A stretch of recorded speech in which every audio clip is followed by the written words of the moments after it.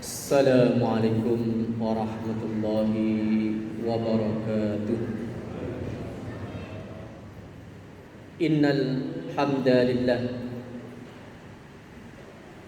nahmaduhu wa nasta'inuhu wa nastaghfiruh wa na'udzu billahi min syururi anfusina wa min sayyiati a'malina. من يهده الله فلا مضل له ومن يضلله فلا هادي له أشهد أن لا إله إلا الله وأشهد أن محمدا عبده ورسوله ولا نبي بعده اللهم صل على نبيك المصطفى محمد صلى الله عليه وسلم وعلى آله وأصحابه أهل الصدق والوفاء أما بعد فيا عباد الله أوصيكم وإياي بتقوى الله فقد فاز المتقون وقد قال الله تعالى في كتابه الكريم أعوذ بالله من الشيطان الرجيم بسم الله الرحمن الرحيم يا أيها الذين آمنوا اتقوا الله حق تقاته ولا تموتن إلا وأنتم مسلمون صدق الله العظيم. Hadirin sidang salat Jumat yang dimuliakan Allah Subhanahu wa taala. Marilah bersama-sama senantiasa kita tingkatkan kualitas keimanan kita, kualitas ibadah kita dan ketakwaan kita kepada Allah Subhanahu wa taala. Hadirin yang dirahmati Allah Subhanahu wa taala, dalam sebuah hadis yang diriwayatkan oleh Abu Hurairah radhiyallahu anhu, ia mengatakan bahwa Rasulullah sallallahu alaihi wasallam bersabda, "Kullu ummati yadkhulunal jannata illa man aba." Setiap umatku atau seluruh umatku yadkhulunal jannah, akan masuk surga, illa man aba, kecuali orang-orang yang menolaknya, orang-orang yang tidak mau, orang-orang yang enggan untuk masuk surga. Qalu ya Rasulullah wa man ya'ba. Kemudian para sahabat bertanya kepada Rasulullah, wahai Rasulullah, siapakah orang-orang yang membangkang, siapakah orang-orang yang menolak masuk surga itu? Qala man ata'ani dakhalal jannah wa man asani faqad aba. Barang siapa yang ia mentaatiku atau taat kepadaku, kata Rasulullah, dakhalal jannah, maka dia adalah orang-orang yang akan masuk ke dalam surga. Wa man asani, dan barang siapa yang dia durhaka kepadaku, bermaksiat, itu menentang ketentuan Allah dan Rasulnya, faqad aba, maka sesungguhnya dia telah menolak untuk masuk surga. Hadirin yang dirahmati Allah Subhanahu wa taala, hadis ini adalah menjelaskan tentang ketaatan dan kemaksiatan. Bahwa orang-orang yang dijamin oleh Rasulullah sallallahu alaihi wasallam akan masuk surga itu adalah orang-orang yang taat kepada perintah Allah dan Rasulnya. Hadirin rahmati Allah Subhanahu wa taala, dan orang-orang yang mereka melakukan maksiat. Maksiat itu adalah kalau ada perintah atau larangannya, kemudian perintah dan larangan itu ditinggalkan. Kebalikan dari taat. Jadi kalau taat itu dia melaksanakan apa yang diperintahkan oleh Allah dan Rasulnya, dan meninggalkan apa yang dilarang oleh Allah dan Rasulnya. Sedangkan maksiat itu adalah kebalikannya, mengerjakan yang dilarang dan meninggalkan yang diperintahkan. Hadirin rahmati Allah Subhanahu wa taala, sehingga dengan demikian ya, berdasarkan perintah dan larangan itu kita mengenal ada 5 hukum syariat. Yang berkaitan dengan perintah itu ada 2, yaitu yang paling tinggi tingkatannya adalah kita sebut dengan wajib. Tingkatan di bawahnya kita sebut dengan sunnah. Jadi wajib itu adalah kalau dikerjakan dia mendapatkan pahala, kalau ditinggalkan dia mendapatkan dosa. Sunnah itu kalau dikerjakan dia mendapatkan pahala, kalau ditinggalkan tidak mendapat dosa. Larangan juga mengandung 2 hukum. Tingkatan tertinggi adalah disebut dengan haram, yaitu bagi yang mengerjakan mendapat dosa, yang meninggalkan mendapatkan pahala. Tingkatan di bawahnya disebut dengan makruh, bagi yang meninggalkan mendapatkan pahala, bagi yang mengerjakan tidak mendapat dosa. Sedangkan hukum yang kelima disebut dengan mubah, yaitu yang tidak berkaitan atau tidak ada perintah dan larangan.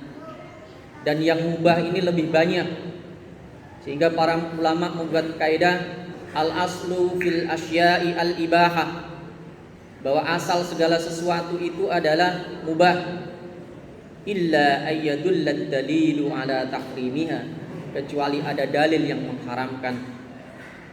Kewajiban itu tidak banyak, yang banyak itu adalah sunnah. Begitu juga yang haram itu tidak banyak, dan yang makruh juga tidak banyak, yang banyak adalah mubah. Rahmati Allah Subhanahu wa taala, perintah dan larangan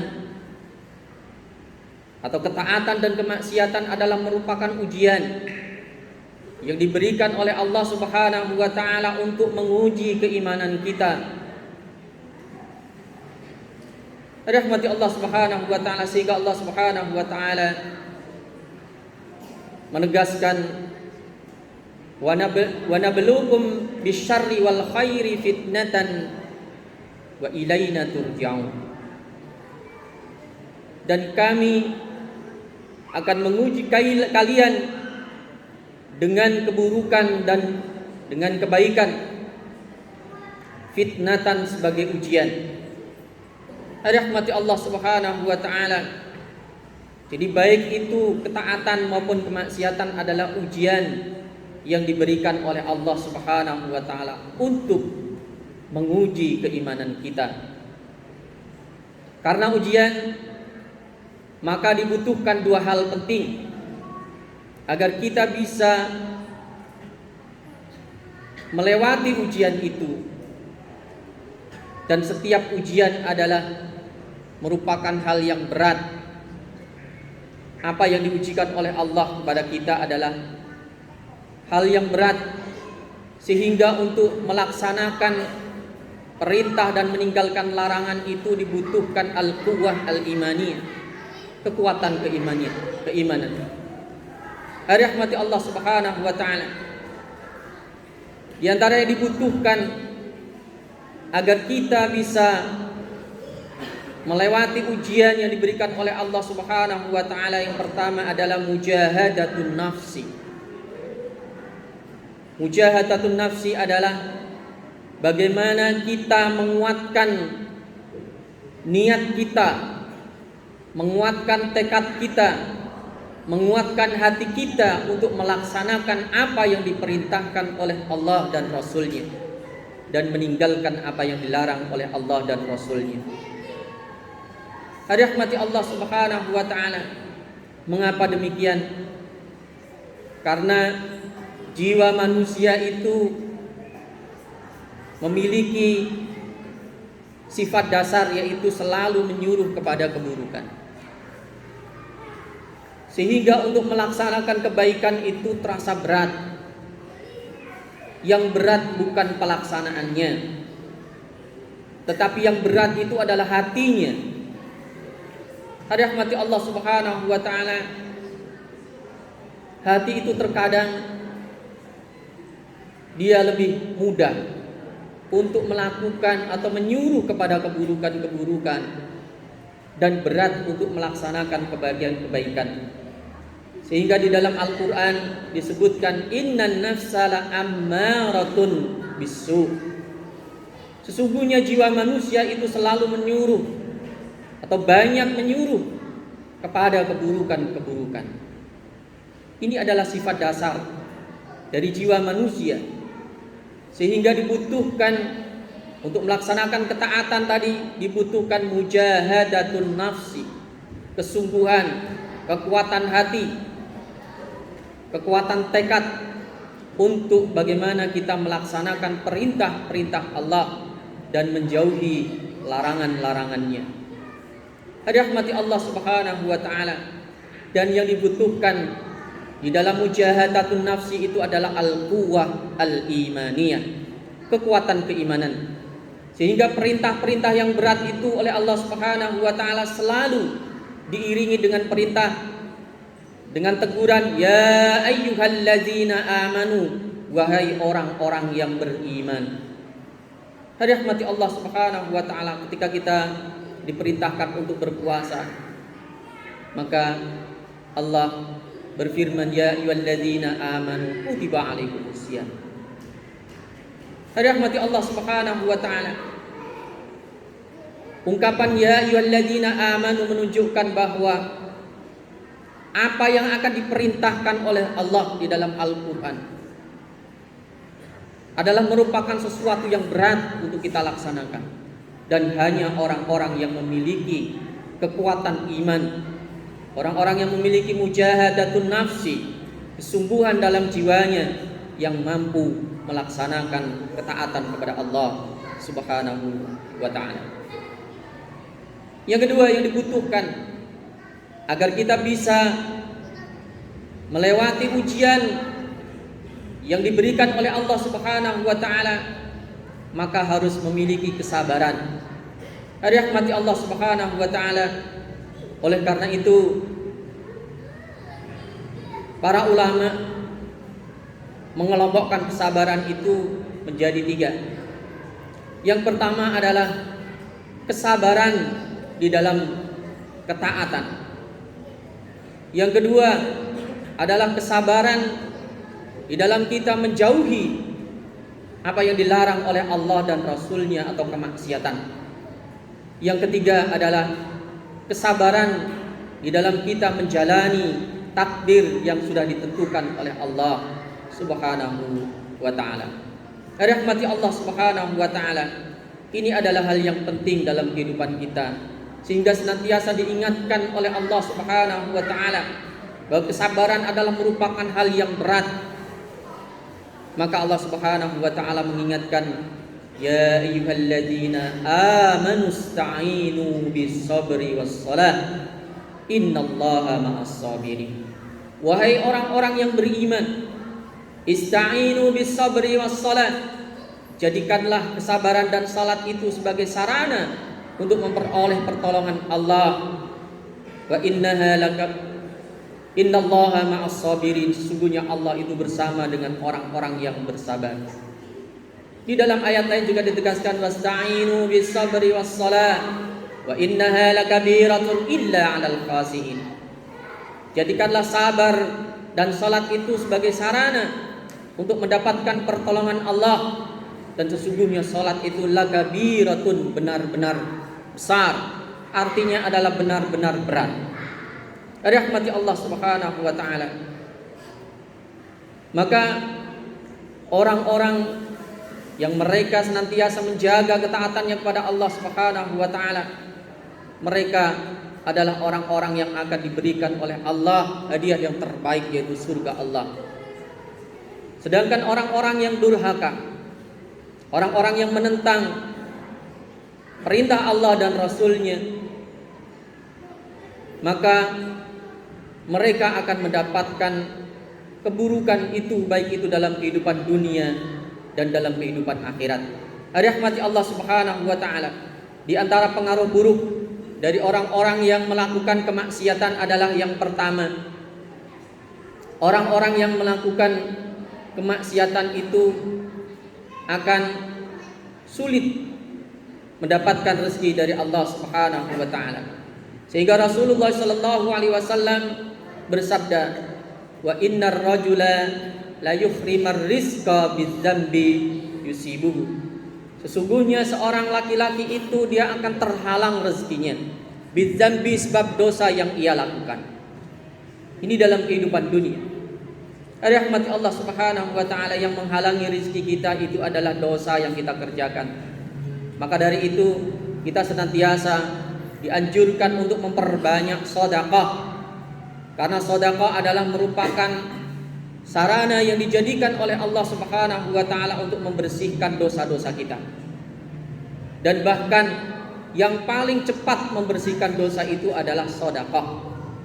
Sehingga orang-orang yang ahli sedekah itu tidak hanya dihapuskan dosa-dosanya oleh Allah, tetapi dimudahkan rezekinya oleh Allah. Rahmati Allah Subhanahu wa taala.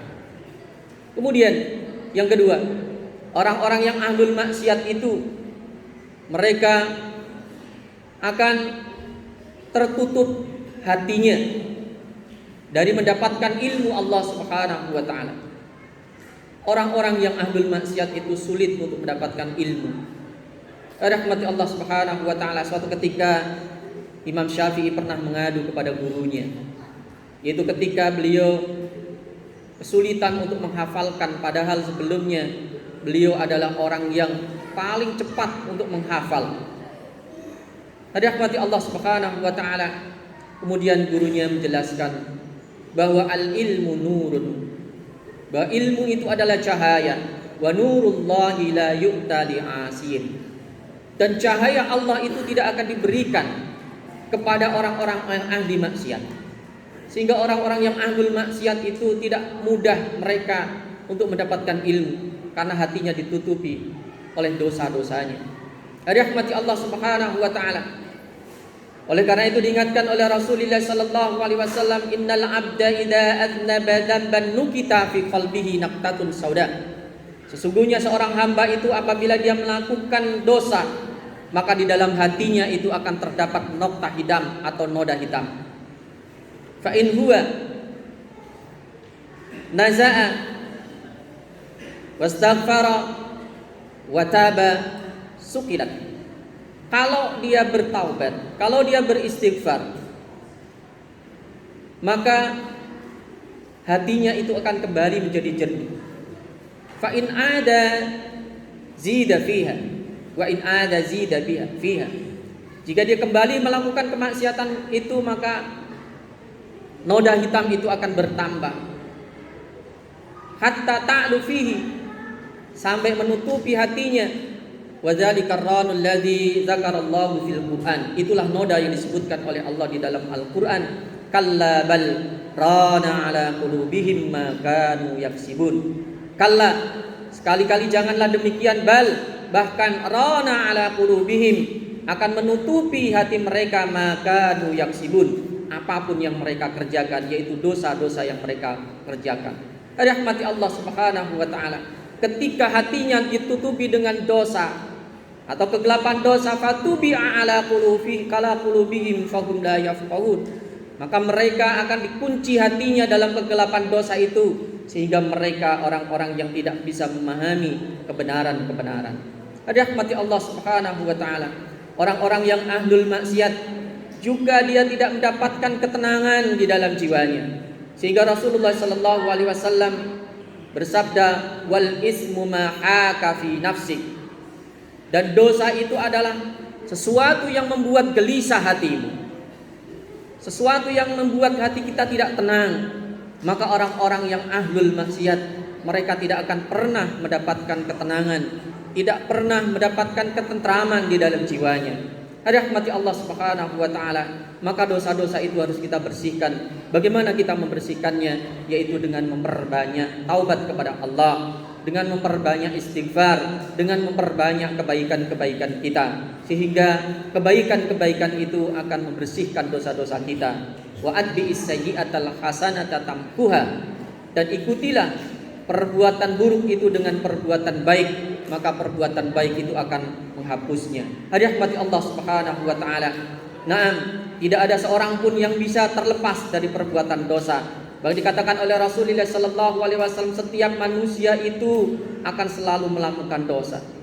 Tangannya melakukan dosa, matanya melakukan dosa, kakinya melakukan dosa. Rahmati Allah Subhanahu wa taala. Namun Allah Subhanahu wa taala telah memberikan cara bagaimana kita membersihkan dosa-dosa kita.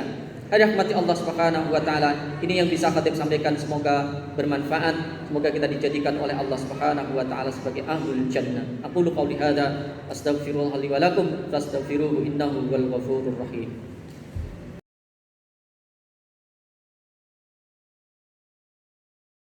Alhamdulillah. Alhamdulillahi rabbil alamin wa bihi nasta'inu ala umurid dunya waddin.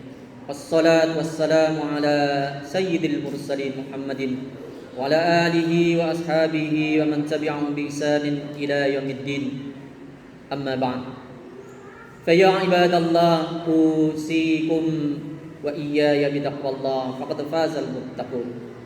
Wa qad qala Allah ta'ala fi kitabihil karim, a'udzu billahi minasyaitonir rajim. Bismillahirrahmanirrahim. Ya ayyuhan nasu u'budu rabbakumul ladzi khalaqakum wal ladzina min qablikum la'allakum tattaqun. Wa qala ta'ala innallaha wa malaikatahu yusholluna 'alan nabi ya ayyuhalladzina amanu sallu 'alaihi wa sallimu taslima. Allahumma shalli 'ala Muhammad, Allahumma shalli 'ala habibika wa rasulika Muhammadin sallallahu alaihi wasallam wa 'ala alihi wa ashabihi ajmain. Allahumma ighfir lil muslimina wal muslimat wal mu'minina wal mu'minat al ahya'i minhum wal amwat innaka qaribun mujibud da'awat. Allahumma aslih lana dinana alladhi huwa ismatu amrina wa aslih lana dunyana allati fiha ma'ashuna wa aslih lana akhiratana allati ilaiha ma'aduna. Allahumma jalil hayata ziyadatan lana fi kulli khair wa jalil mauta rahatan lana min kulli syarr. Allahumma la tada' lana dhanban illa ghafarta wa la hamman illa farajta wa la daynan illa qadaita wa la maridan illa syafaita wa la hajatan min hawaijid dunya wal akhirati illa qadaitaha ya rabbal alamin. Ibadallah, innallaha ya'muru bil 'adli wal ihsan wa ita'i dzil qurba wa yanha 'anil fahsya'i wal munkar wal baghi ya'izukum la'allakum tadhakkarun wa la dzikrullahi akbar. Qimis shalah.